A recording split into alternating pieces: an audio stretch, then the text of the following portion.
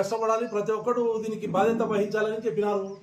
మరి దాంట్లో తప్పిదం జరుగుతున్నది. నంద్యాలలో తప్పిదం జరిగేదానికే కదా నేను ప్రశ్నిస్తుండేది మిమ్మల్ని.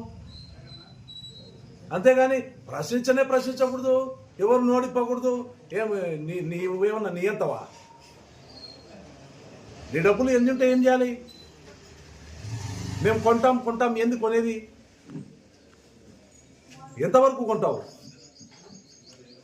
ఓటుకి అన్ని వేలు ఇస్తా, ఇన్ని వేలు ఇస్తా, అందరినీ కొనే అంటివి. నువ్వు బయట ఏది పడితే అది మాట్లాడుతున్నావు.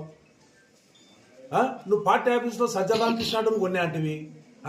సీఎం గారు ఉన్న ధనుంజయ రెడ్డి గారిని కొన్నానంటివి. అందరినీ కొని పారేస్తాం, సీటు నన్ను కాదని అడిగిపోతుంది అంటివి. మరి ఇవన్నీ నిజాలు కదా? ఫ్లాట్లు రాసి ఇచ్చిన వాళ్ళకు, వ్యాపారంలో ఫ్రీగా భాగాలు ఇచ్చినాం.